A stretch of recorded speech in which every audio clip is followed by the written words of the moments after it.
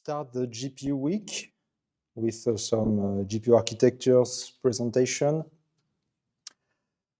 So I will try to present everything in roughly 1 hour, and then we will start the hands-on.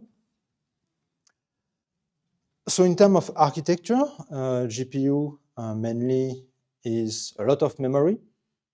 And we have also a lot of streaming processor or computing unit, depend on the manufacturer you want to use, and if you use CUDA or Vulkan or other stuff.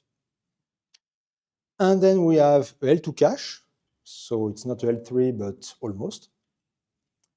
And inside one streaming multiprocessor, we have a bunch of stuff. So first we have a lot of cores and all the system that we need to fetch and decode the instruction as on a classical CPU. And generally on streaming processor, we have 2 rows like this. And then we have also some execution context and some shared memory, and we'll see that a bit later.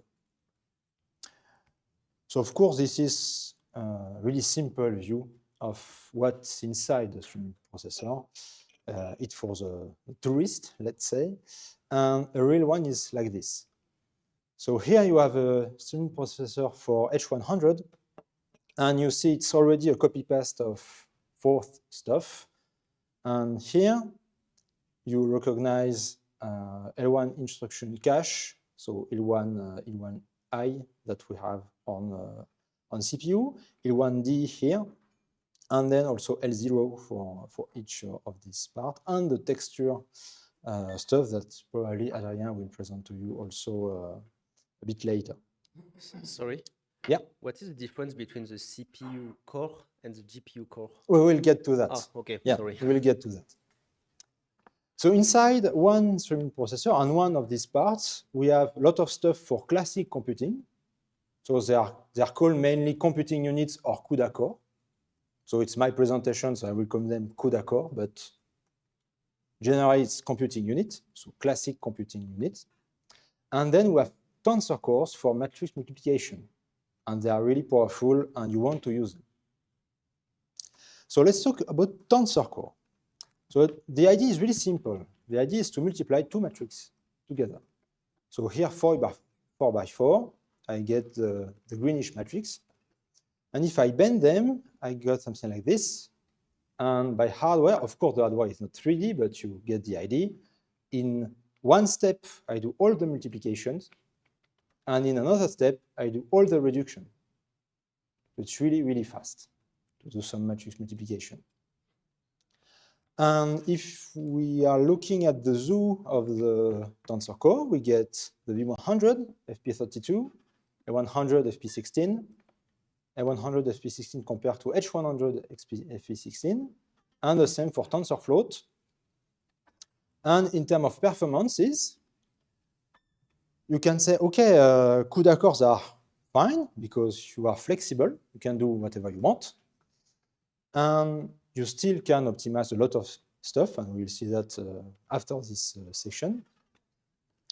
But Tensor Core provides faster computing, but you have also a larger choice of precision. So here there is no the float 6 and float 4 because it does not fit in my slide, but you can imagine them.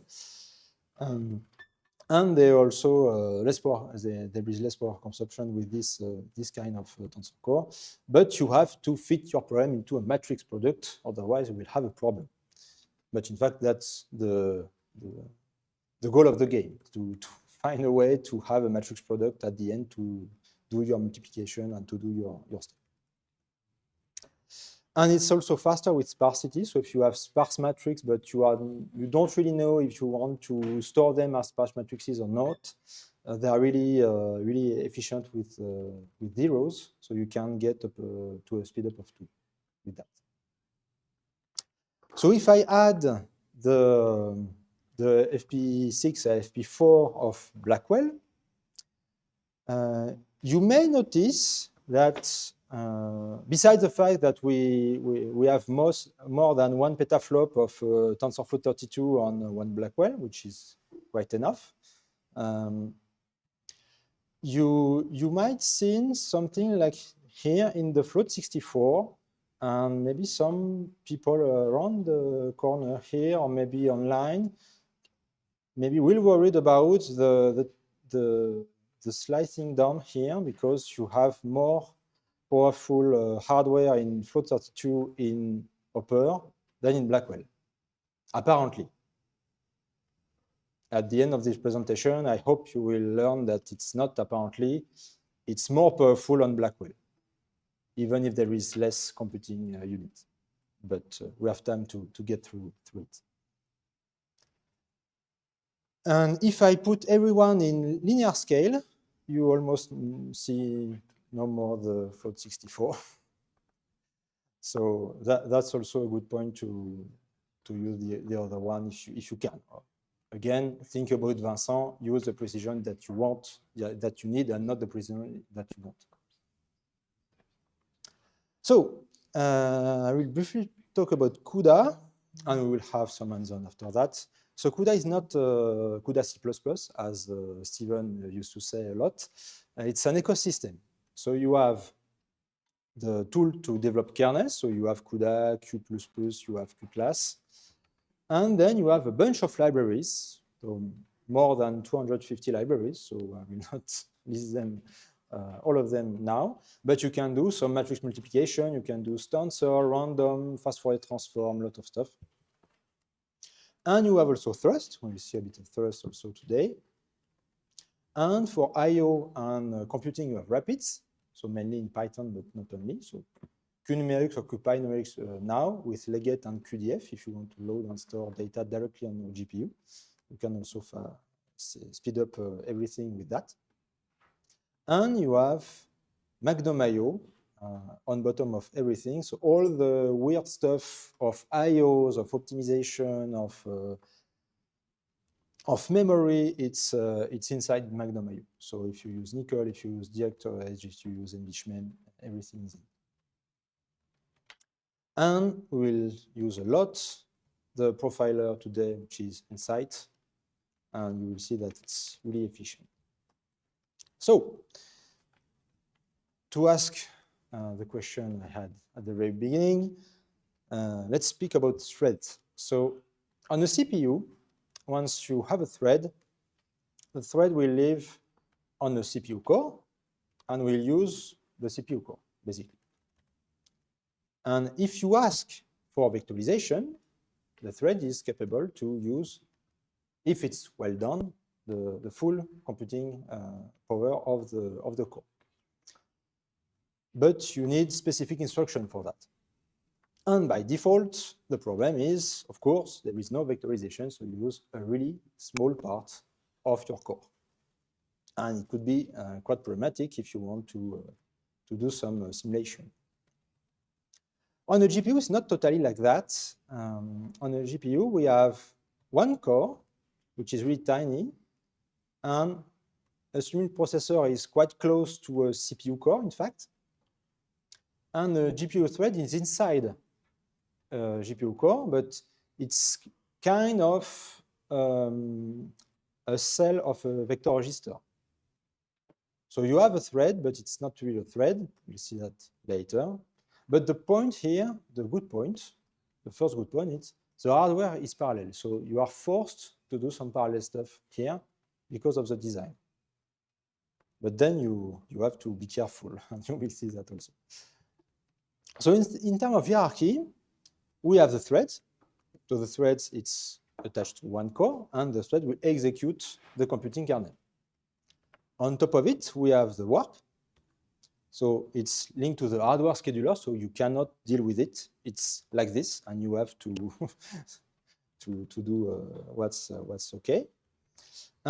Mainly, it's 32 threads on NVIDIA GPUs. And you have the guarantee that two threads on the same warp will be synchronous. Not on the same data, but they will execute the same instruction at the same time. Then we have the concept of block. So the point is to attach a bunch of threads on a streaming processor. And here you have 2 to 4 warps, depending on the GPU, so 64, 128 cores. But here you don't have the guarantee that two threads are synchronous. They are asynchronous. Maybe they are not in the same warp. It's possible. And you also always have to deal with that. On top of it, and it's quite recent, you have clusters. So it's really for block communication. It's not really related to the hardware. Just to have an abstraction, because the problem is if you get CUDA 12 and Hopper, you have a lot of multiprocessor. So 132 for Hopper and 108 for Ampere. So that means that if you want to communicate between two blocks, you have to stop everyone just to communicate between two blocks. And it's a bit annoying, so they add the cluster to say, okay, I want to put my blocks which communicate together in the same cluster, so that's easier to use that, and you don't have to stop the full GPU for that. Because here, by definition, SIMT processor is less than 1/100th of one GPU, so it starts to be annoying. And on top of that, we have the grid, and we have the full GPU, basically. And for Hopper, it's more than 8,000 cores, and for Ampere, it's quite close to 7,000. So in terms of execution, how does it work?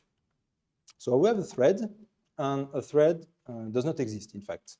We will talk about warp, because warp has executed, and the thread is just a part of the warp. Once we have instruction, they will be loaded 2 by 2 by all the threads, and executed also just after that. And once you have a condition, that's a bit more trickier, they will load the condition, execute the condition to know if it's true or false. Then all the threads with a true result will execute the then statement. All the other will wait politely, because they're really polite together. And then the opposite. This one will wait until the other execute the else statement. That's why classically we told the student that do not write a lot of condition into your kernel, because you will pay all the possible paths. Even if there is only one thread in the else statement, you will make all the other wait for him. So it's a bit too much. That's why you want to be clever about that. Then we want to map. So we have cores, they are physically distributed. And so we want to do some slicing of data on the cores, and then pass through all this data with threads. And everything is efficient at this point.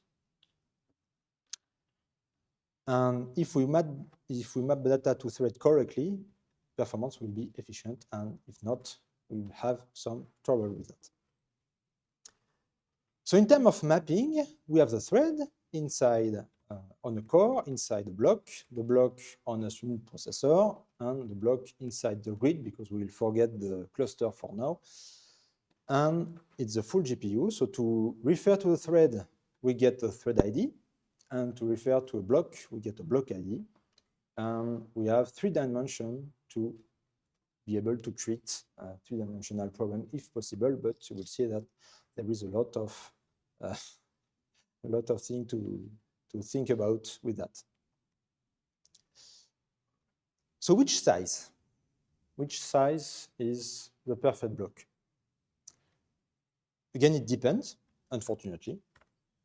So if we take an Adama product, of course, it's one of my presentations, so you will not escape the Adama product. Let's say we have 1,000 elements. I can say, okay, let's use 10 blocks of 100 threads. Again, a warp is 32 threads, and it's not negotiable. So if I do that, and we have all the blocks will be the same, okay. But the problem is I will have an empty part here. I will lose a lot of threads here, 28, and it's not good. So I will use only 78% of my GPU. Quite annoying. If I change my strategy, I can say, okay, let's change a bit. Let's use only 8 blocks. of size 128. Here I have 7 blocks of the same size, 32 4 times.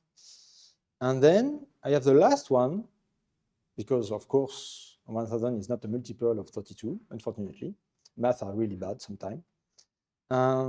Then we use 98% of the GPU just by this trick. So we have a padding, but just only on the last one, and not on all the other as previous. In terms of read and write, we always bother you last week about that, but I will for this week, because on the GPU is the same. So if we have one sector of 32 bytes for GPU is quite classical, or we have one cache line of 128 bytes, or 4 sectors. If I have 4-byte element access with my warp, I will have 4 sectors contiguously accessed, no problem. The same if I have 8-byte element, everything is contiguous, everything is nice, no problem. And it's really close to CPU vectorization. That's why we don't really mention that it's the same, it is exactly the same. The trick is, you are on a thread on a GPU. And it's easy to forget that, in fact, your thread isn't alone. And you have to take care of what the thread just after you will do. And if you do some random stuff, you will kill your performances because you will access too much stuff. And that's where comes the memory layout. So as we explained, if we take over 32-bit for one sector, and I get my structure of 80 bytes, the same as last week, of course. Then we have a warp of 32 threads, and if I want to read the value of u, I will bounce on a lot of sectors. One sector per thread, which is a lot. And I will use 4 bytes, but I will read 32 of them each time. And it's really bad in terms of performances. And if you use a structure of array, everything is contiguous. I can access all the values of u, one bunch in 4 sectors here, with my 32 thread, and everything is efficient. So it's a kind of vector register, but with a different name, but this is a vector register. So you have to apply the same logic once you want to develop with a GPU. And this is good because we load everything, of course. Yeah. Here? Yeah. And I can see there. I can see there are pointers in the second example. Yeah, here exactly I have a structure. I create an array of each element with this structure. So I have one element is 80 bytes, so in red here. So this is 80 bytes, and I have 80 bytes here. And if I want to access u, I will access the first element of this 80-byte structure. And since it's 80 bytes, I will jump or some sectors at a time. So the GPU will have to reload all the values of this sector, because read one value is not possible with the GPU. As for a CPU, you read the full sector at a time. So it's 64 bytes for last week, it's 32 here, but you have the same problem. And here, everything is contiguous. So if my first thread is reading the first element of the U table, the second will read the second one, and the prefetch will be efficient because I take one full sector, but for a bunch of threads. It's because you pass them by address. Yeah, because here I have one element, and here I have a bunch of tables, and all the elements are contiguous. So if you want, here it's one element, and I pass this as a coef star, for example, if you want. I do a malloc or CUDA malloc in that case, and I have a table, but with really big element. And here I do a CUDA malloc, if you want, but for all these individual pointers. So I have much more tables, but all are contiguous. And you have this defined in the on the CPU, on the host. You can define them on the CPU or on the GPU with the same. But they don't share an address space. No, but you can access. You can define here. Here I pretend that I allocate everything on the GPU, but it's the same for the CPU. Just you don't use the same allocate function, but it's the same. So you can pass pointers from the CPU to the GPU, and it will know. I will come to to search that for a it. bit later. Okay. So yeah, how many threads do I have to launch on my GPU to be efficient? That's a good question.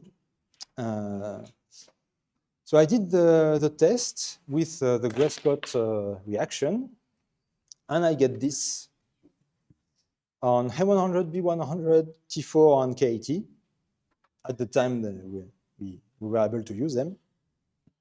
And if I take, for example, my A100 here, I can say, okay, I have 6,000, 7,000 cores. What happened if I have maybe 12,000 threads? We have, in fact, not much performances. And compared to 700,000, we lose a speed up of 41. Because on a CPU, classically, you will start practically as much thread as cores, maybe one or two more to take care of the IOs, and normally everything is fine, but for GPU, it's not supposed to be like that. You want to give a lot of work to your scheduler to be sure that you will execute everything efficiently. So here, to saturate my A100 with my Grayscott, I need to have a lot of thread. Yes, Adrien? Maybe to clarify this point a bit, because, you know, I don't know about you, but the first time I saw this plot, my question is why? And you need to remember from my architecture talk that there are two characteristics to instruction performance. There is throughput and there is latency. GPUs have a bit more throughput, but not, I mean, it's like 10x more than CPU, but they get it at the expense of a huge instruction execution latency, which means that you need to have many different instructions in flight to hide this latency. Yeah, they call that waves in the GPU vocabulary. So that's why you want to send a bunch of work to your GPU, and then you wait for the results. Yeah, but do you want us to finish on time or not? I start to answer questions on Discord. I'm not sure.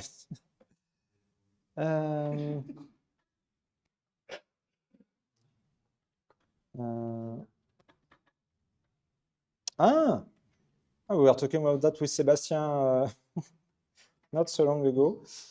I'm not sure there is such tool now. Maybe, but if there is one, I don't use it. But maybe with Insight, you will have a part of your answer, Mario. So, I forgot where am I? So, yeah, of course. So we want to start as much thread as possible, not too much, but enough. So we want to express parallelism. And as Vincent said, if I get one element, I want to treat it, and I have a bunch of elements, but they are independent. Don't be embarrassed. It's delightfully parallelizable and not embarrassedly parallelizable, because you want to be in that case. And if, as an example, I took some particle, because we are in particle laboratory, so after all, why not? Let's pretend we have a position, x, y, and z, and I can store my particle with like this, because I want to mix the components. So, because we can say, okay, but x, y, and z, they normally have the same types, they normally have the same units. But at some point, maybe you want to cross this value together. And if you want to cross this value together, you don't want them to be adjacent in memory. So we want to use different tables, as I said for the example with the structure. And if we do this kind of stuff, and the same for the velocity, and the same for the acceleration, we can say, okay, now, if my first particle is compute, and then maybe, I don't know, the 19th particle is compute, is it a problem or not? Can I compute, if the order does not matter, I can compute maybe 8 particles at a time, so it's vectorization. And if I have a GPU, I can compute everyone at the same time, and it's GPUification, and everything is straightforward. But sometimes, if you have an event and a lot of events, and you say, okay, I can have a lot of events, but my memory is limited, maybe I cannot put much event in my GPU.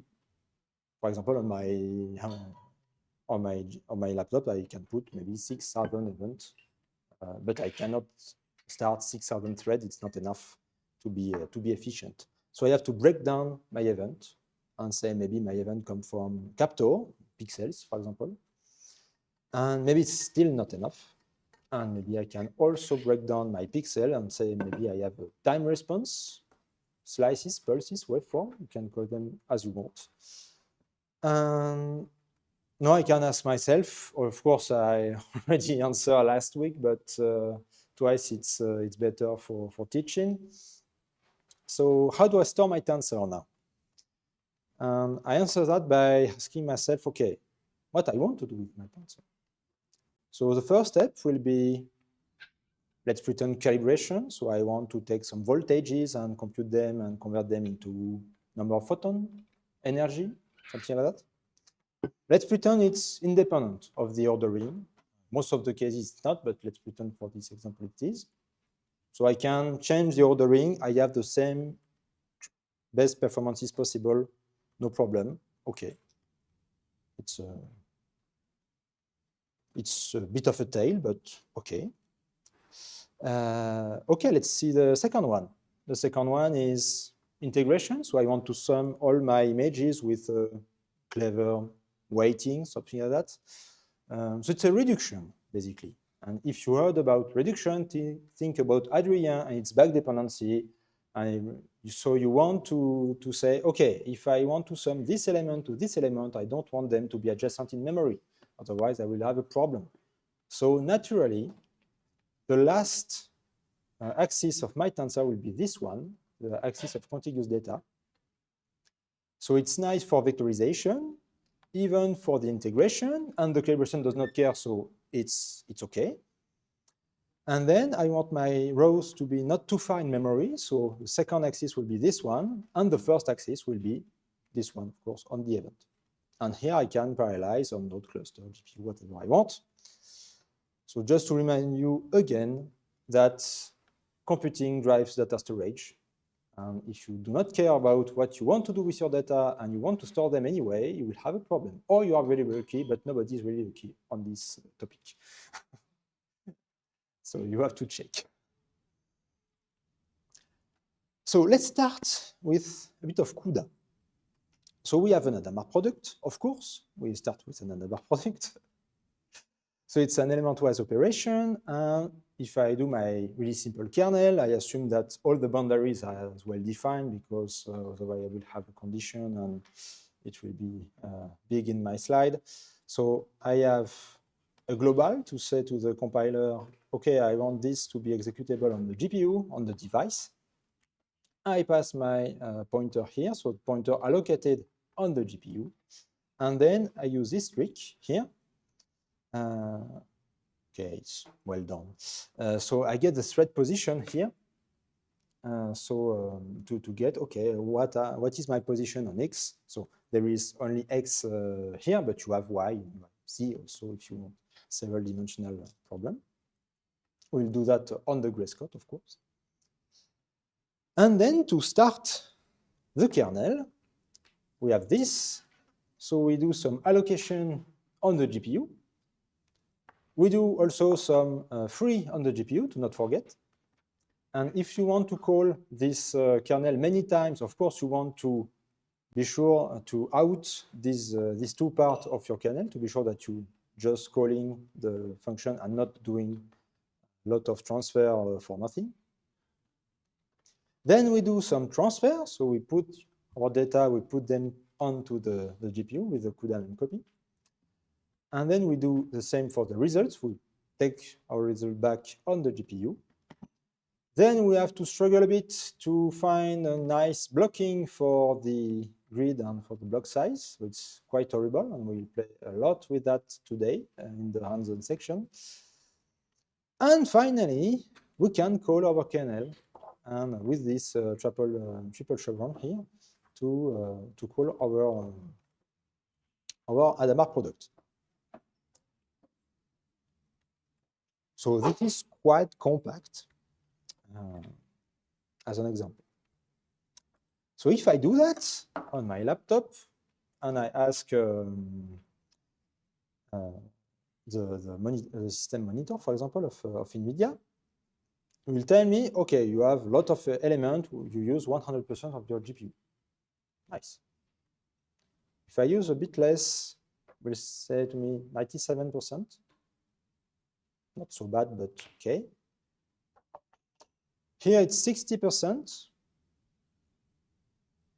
Not really sure regarding the computing time, but okay. And then it's 22% and less than 20%. Just to remind you that, as Sebastian mentioned last week, once you use a profiler or once you use a system monitor, the system monitor will sample everything you do. And if you are using really badly your GPU, it will be always a bit more optimistic and tell you that you are using 60%, but in fact it's maybe 40% or 20%. But it tells you 60% because of the statistics. So Nyquist, stuff like this. So be careful once you are using this stuff to always criticize the results and be sure that you are measuring what you think you are measuring.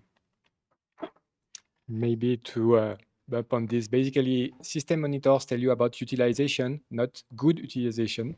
Yeah. They are useful when you want to find which hardware resource is your bottleneck. They tell you nothing about how well you're currently using this particular hardware resource, unless you should be limited by this resource and the utilization is much lower than expected.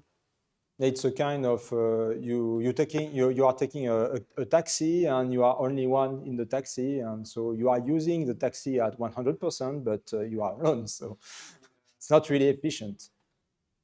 So, and the system monitor will say, okay, you are using the taxi, so it's yours, and that's the kind of the problem. So in terms of first, we can do the same with a really smaller version, in fact. So here I can initialize my vectors and also allocate them before. Can do some transfer with a really elegant way. So I use a device vector and I copy host vector values into a device vector. So the transfer is really simple to use. Now we have a universal vector.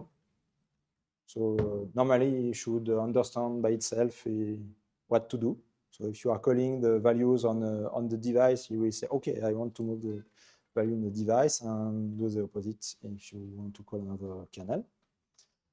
Then you call the kernel, so it's a kind of STD transform for thrust, in fact, except that you have the host and the device here. And then we transfer back the result on the host, and we print the result at the end, and it's quite compact also as a test. So you have all the tests in the Discord normally, so it should be okay. And now we'll talk. So we talk already about NVCC, CUDA, and thrust, and we'll have a look to NVC++. So the point of NVC++ is to be able to take C++17. You call stdpar as an option, and it will run on the GPU, and it's wonderful. It's the same for NV Fortran, but of course, I will let Vincent tomorrow explain you how powerful it is. So let's take another product, of course. So it's an element-wise operation, and in classical C, C++ will use this kind of stuff, so with the for loop. And the problem is we have an explicit order, and we don't really care about this order because all the elements are independent, so whatever the ordering, normally, if we get the result, we get the result. So in in C++, we can also use a std transform with this syntax. Okay, Adrien is telling nothing, it's a good point. And then we have the same of C++17 and C++30, and now it's important because we have the execution policy. So we can tell that we can tell the compiler, okay, I want an execution, I want to be vectorized, I want to be parallelized, or I want to be both. And to use the GPU, you want to do both, and depend of the kind of the GPU, but I assume that everything will be nice with that. If you have trouble, use par and not parmsec because you are on a, I think, V100 normally, or T4. But otherwise, it's okay with parmsec. So you can use sequential, non-sequential, parallelize, or parallelize, and non-sequential. So it's not only vectorization, it's also an order. So you can promise a lot to the compiler with that. So if we do that, we can say, okay, with CMake, so you use your favorite C compiler and NVC++ for CXX. You can use stdpar equals CPU, and you will run on the CPU with TBB, so threading building blocks, so the parallel library of Intel. And if you do the same, and you have to link to TBB also, I always forgot, it's horrible. So you have to be careful and to link with TBB, otherwise you will have a problem. But if you use NVC++ stdpar equal GPU, you will use trust under the hood, as we will see with Nsight. And you don't want to link to CUDA or thrust or stuff like that. Otherwise, it will compile, but you will have a big error in the linking. So let NVC++ do the work and don't help it. Otherwise, we will have a problem. And it's not written in the documentation, it's horrible. But it's written in my lecture, so normally it should be okay. And also, really important, avoid a static allocation. So NVC++ has to be sure that it has a matching, a perfect matching between all the pointer on the CPU and all the pointer on the GPU. And if you forget a static allocation somewhere, because it's easy to forget a static allocation, you will have an horrible error and we will say, okay, what is the problem? This is the problem. You have to find it after that. Good chance, good luck. No, you will not able to compile or to execute your program because it will tell you something like it's a wrong kind of pointer or something like that. You mismatch pointer, but it's just because you forget a static allocation. Maybe for a stencil, I don't know. 3x3 stencil, who cares? And then you have this problem and you say, okay, what is the problem? What's the static allocation of the stencil? So yeah, so if you are lucky, you will have a problem at the compilation. If you are unlucky, you will have a problem at the running time. It's quite annoying, but that's also why Malt is a really good tool, because you can run on your program and say, okay, this was a static allocation. quite nice. So memory management. It's really important to have memory management. So classically, if you are doing some CUDA, all the classic CUDA, you have data on your CPU memory, so on the RAM, and you do a data copy on the memory of the GPU, and then you can access it into the GPU with your thread, and everything is fine. Of course, at some point, you will forget to do the copy, and you will have an error. CUDA will tell you, cannot access this data, not possible. Wrong pointer, address, something else.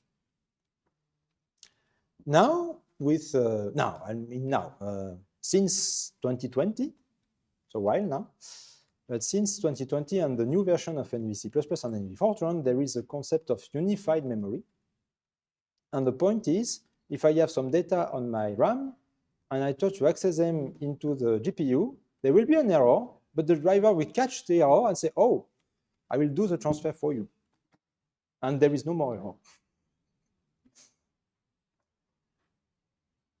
So it's really powerful, but it's really powerful if you don't have too much data to transfer. If you know that you will transfer a big bunch of data, it's better to do it by hand because the prefetcher, as you will see, is not that clever and that efficient for this kind of stuff. But for small parts, it's okay. If you have really a lot of data, if you want to have performances, it's better to do it with an explicit CUDA mem copy or with a thrust or with stuff like this.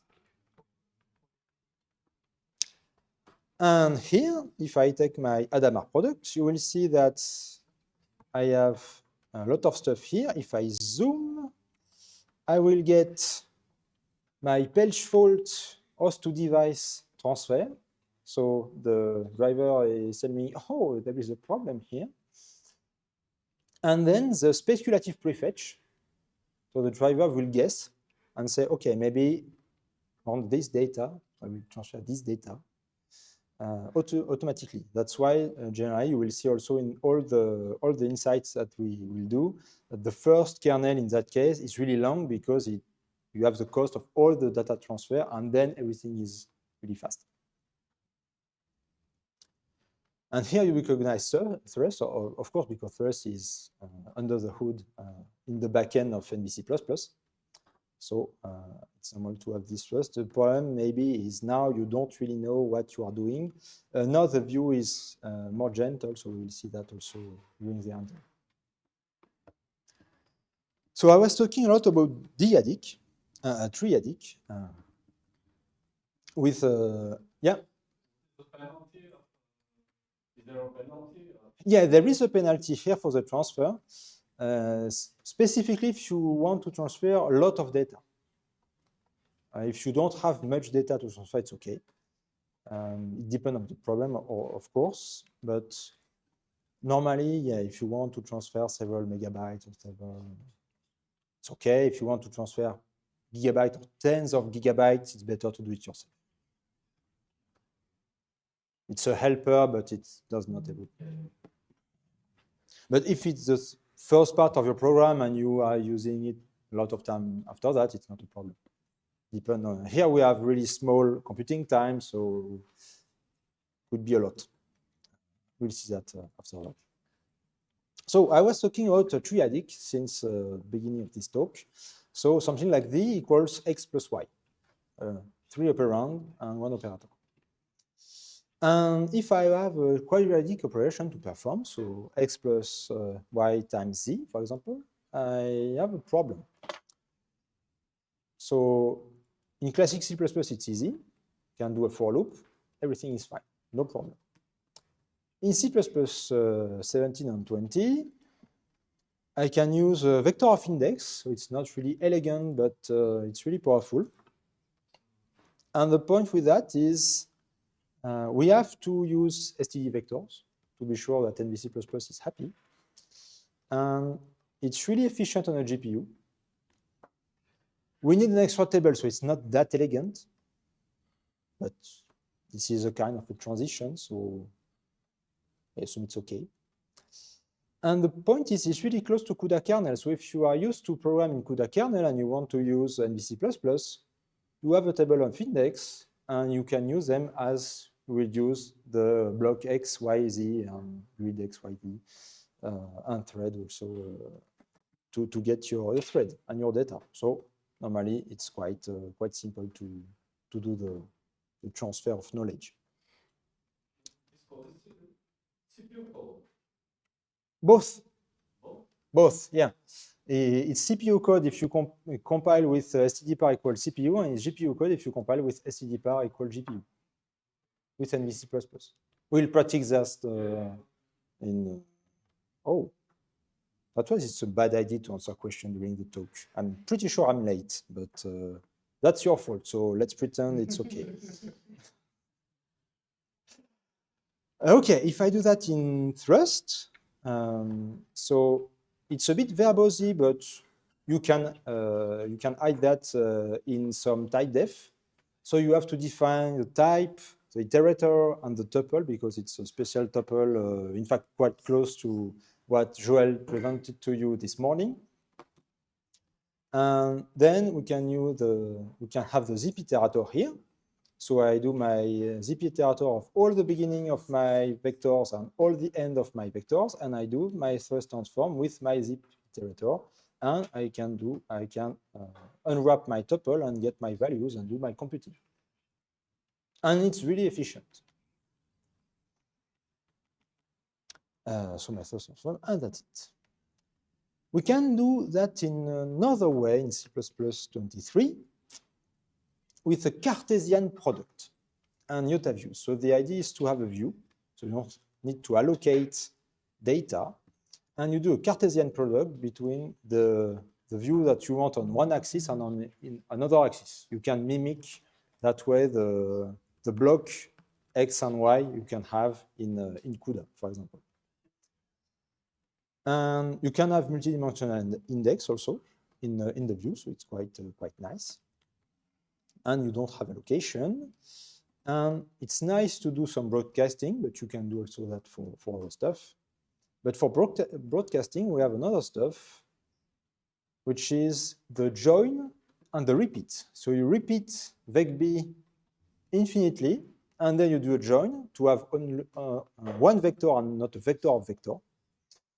And then you can do your transform, and everything is nice. But it's not vectorized yet. It's not parallelized yet.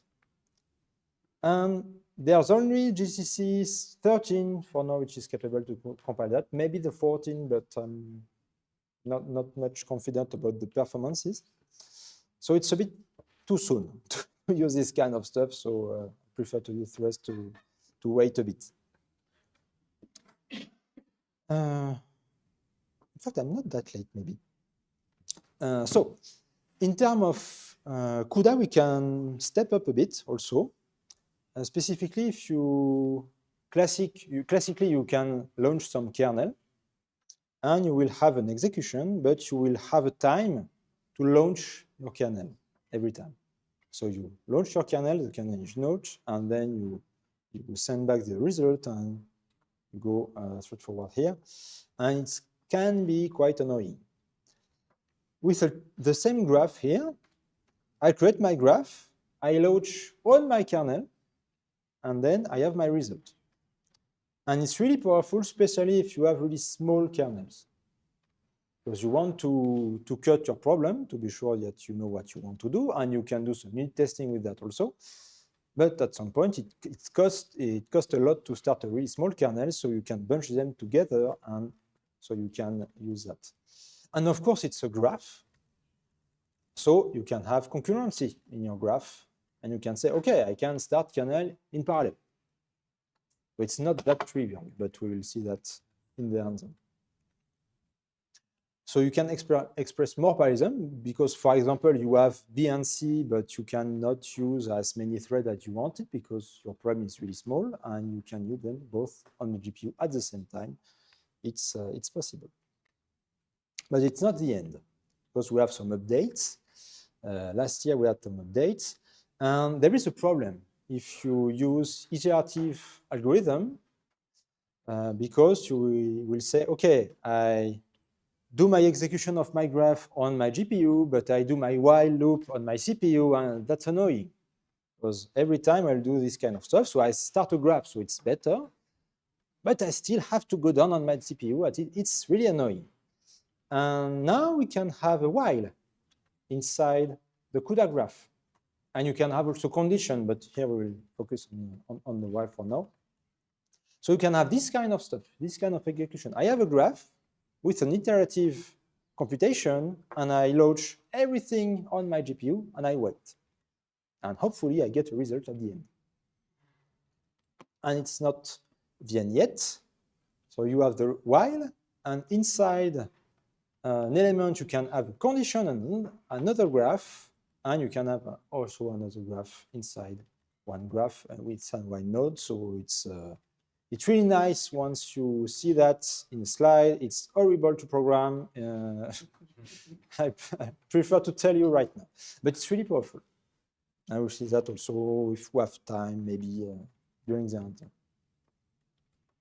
So we can reuse also some nodes. it's possible. You have several ways to capture a graph or to define a graph. We'll see that also together if you have questions. And you can catch classical CUDA calls. So you can catch QFFT calls, nickel, Englishman, or CUDA graphs. So you can get, so you can your QFFT algorithm and you put it in a graph and you start the graph and everything is nice. If your calls are really small, could be helpful. And since CUDA 12.4, that's why I told you that you need to have 12.4, or you do not the example of the graph, not a problem, but we will have this kind of stuff also in the example. Yeah. This if thing you're talking about, in the beginning of your slides, this refers to the first block that will run, that will then wait for the else branch to finish, like, so they're synchronous? Yeah, you wait for the whole graph to finish. Okay. Hopefully, if there is no error. These labeled green, what you call nodes, are like CUDA They are GPU kernels. nodes? Kernels. Could be okay. kernels, could be kernels for whatever library you use in CUDA, so QFFT, for example, QBLAS, if you want to mix them together, could be part of a graph. Yeah, it's not tasks. It's It's kernels. units. Yeah, kernels. Okay. Or graph or kernels. Can mix. You have an horrible enum to to do that in the documentation. Is the presentation finished? Oh yeah. Well, this is the end of it. I'm so on time. It's okay. Let's talk a bit about floating point computing.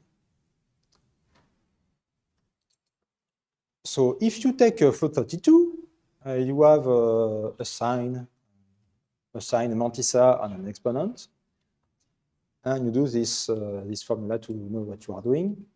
And since I don't have the space on my slide to do that, I will do the same with float 12 because it's enough to understand.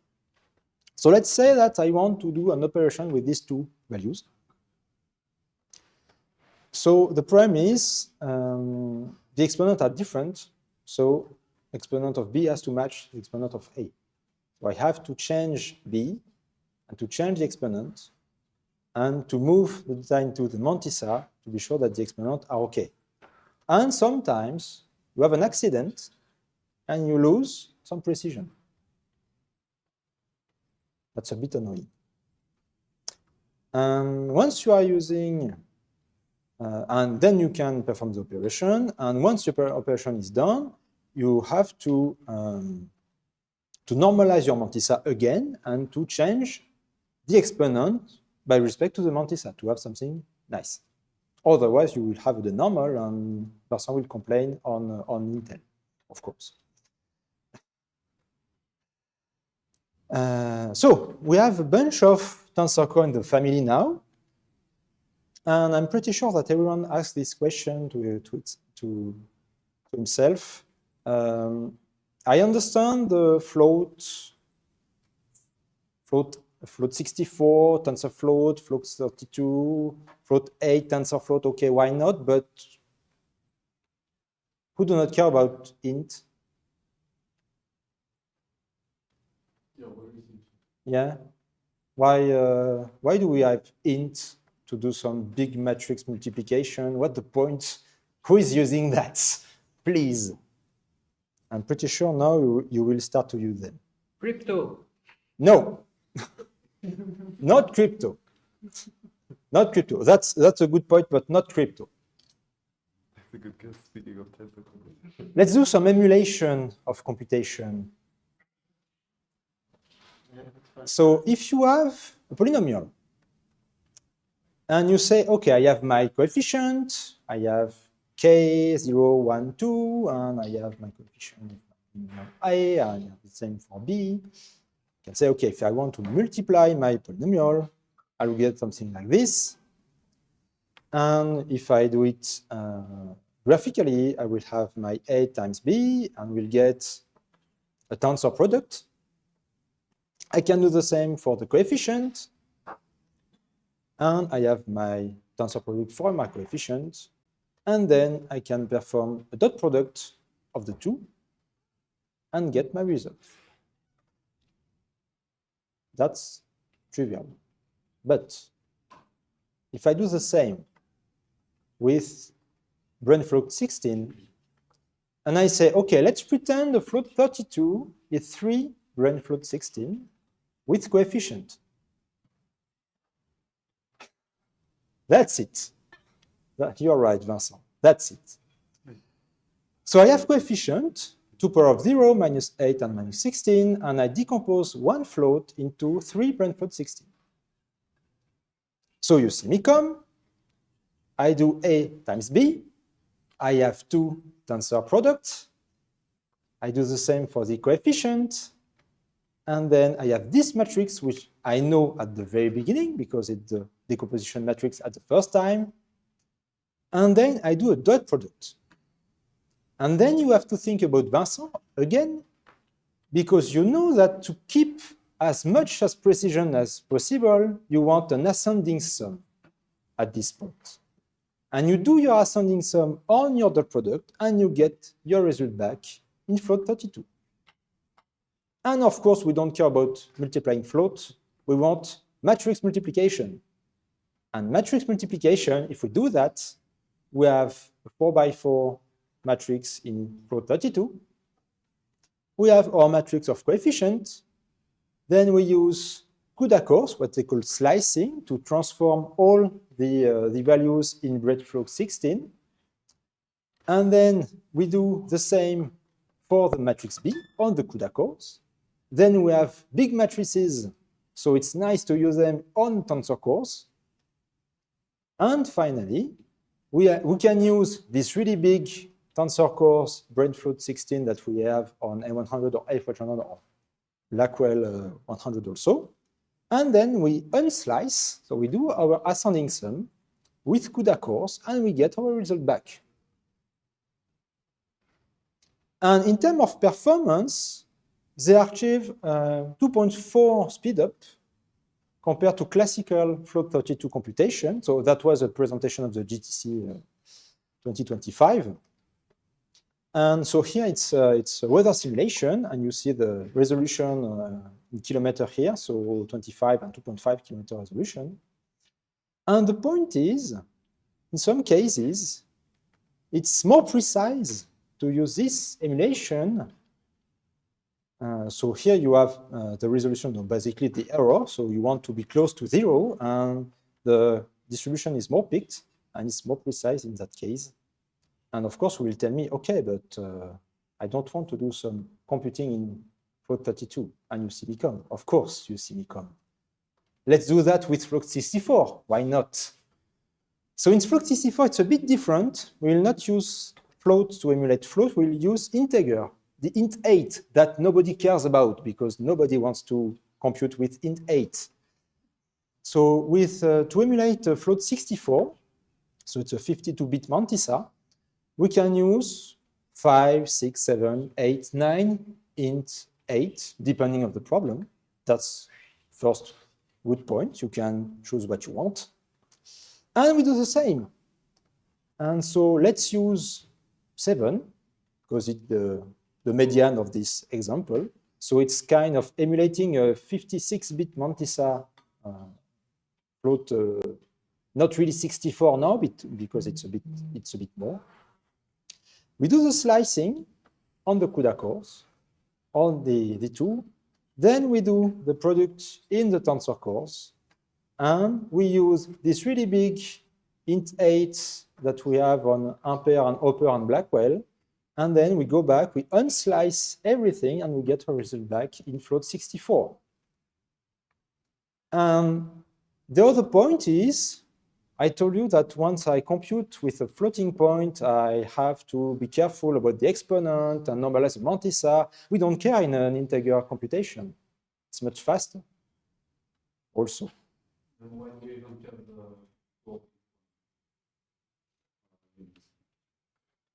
Yeah, that's why there is a drop in Blackwell compared to Hopper. Because of this. Why do they even make floating point? For some tricky part, but I will get that a bit later. So they try that on material science with Berkeley, and they get a speed up of 2.1, which is quite nice, in fact, with 56-bit emulation, so more precise than a classical float 64. And they get that. So here you have the classical float 64, so 52, because 52, unfortunately, it's not a multiple of 8, so it's quite in the middle here. And they did some tests and say, okay, depending on the size of the matrix, we can have a gain or much gain or not too much. And the point also is you can play with the precision you want. You are not stuck with 64 or 32 or 16. You can say, okay, if I want a float 38 or 48, it's okay, no problem. And they did the same with a lot of matrices, so 500 matrices, to do some QR factorization. And here, so you see in black dot, you get the float 64 result, and you get the S8 or S7 in purple on S6 here in orange, which is quite okay. So you can play with your problem and say, okay, I want to decrease as much as possible the precision until I get the precision I want, and I will go much faster. And of course, because it's immediate, there is an automatic computation mode. So you can say, okay, I want 10 minus 15 in terms of epsilon for my precision, and deal with it. And it's pretty efficient, in fact. And okay, so in terms of floating point emulation, so you have the algorithm falls back on FP64. It's if there is a problem for the emulation. Maybe you cannot decompose your values, or maybe they are really unbalanced and it's quite difficult. So you can have this kind of trouble. That's why there is still some float 64 unit, but a bit less than in the previous generation because of these tricks. And some libraries will have this emulation soon, so it's not yet available, but it will be available soon. So the first will be QGlass, of course, and then QSolver, DN, and then QTensor. And they will give you a library interface to take control of the precision you want once you do your computation. So you can slice and unslice the way you want with the coefficient you want. And profiling tools for precision and emulation are in development right now. So keep in touch with this, and normally it should be interesting for you. And as a conclusion, and I'm pretty close on time, so we'll play with NVC++ and NVCC, so with C++17 and a bit of C++20, but not too much. And with the HPC SDK, so 24.3 it's okay, but 25.5 it's better.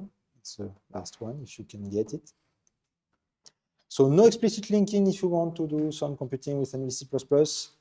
It's still working with CUDA visible devices if you have several GPUs to tell which one to take. It's okay. Avoid as much as possible static allocation.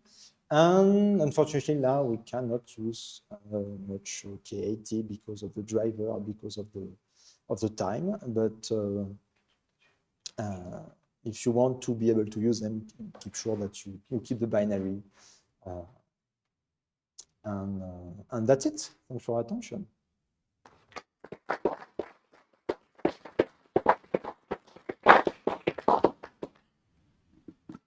Yeah, Darien? Just to bounce on this last point before people get in legal trouble, you can keep binaries for yourself, but you're not allowed to distribute them. They are NVIDIA's property.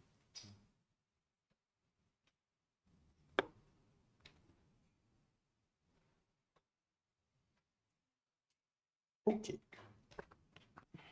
So good break. Do you have an example of when this simulation is not possible? No, they didn't bring an example in the presentation. And this lower precision floating point units are also like they can be you emulated, but they also make them separate devices, right? At the end, you can choose how much integer you want to use to emulate your float. So yeah. And are the int ones faster? The int 8 In cores fact, faster? they are smaller. It's way easier to multiply integer than floating points. They are bigger also. You see the size of the tensor core in 8. Yeah, but for one floating point 64, you need a couple of those. Yeah, but you have one float 64. You can put 8 int 8, but maybe you don't need 8. You can use 6 or 7, and you have a gain in terms of performance. The float, you have to take care of the exponent. You have to take care of the mantissa. The int, there is no exponent. Yeah, There is only yeah. the mantissa. You don't have to take care of the exponent. That way it's way faster More to adjustable. compute with integer. Merci.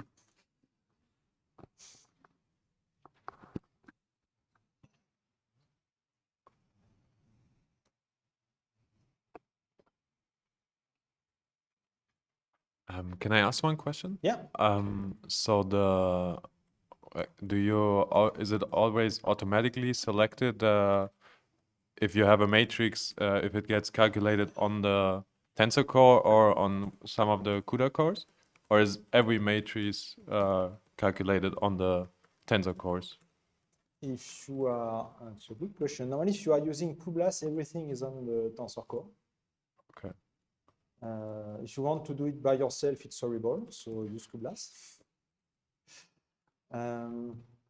Here, the point is, yeah, you need some CUDA cores to do the translation to have a big matrix. So, of course, there is an extra cost in terms of memory because you need to have the 2 versions of your matrix. But it's really fast. Okay. So, and would it make sometimes sense if you have like 2 large vectors to transform them into 2 matrices and calculate them on the tensor core to gain performance? yeah, it depends on the size, as Berkeley showed, in fact. But yeah, you can check. Okay. If Thank you you. have really big problem, several thousand element matrix size, normally you should gain. Okay. And you can play with your precision arbitrarily as you want also.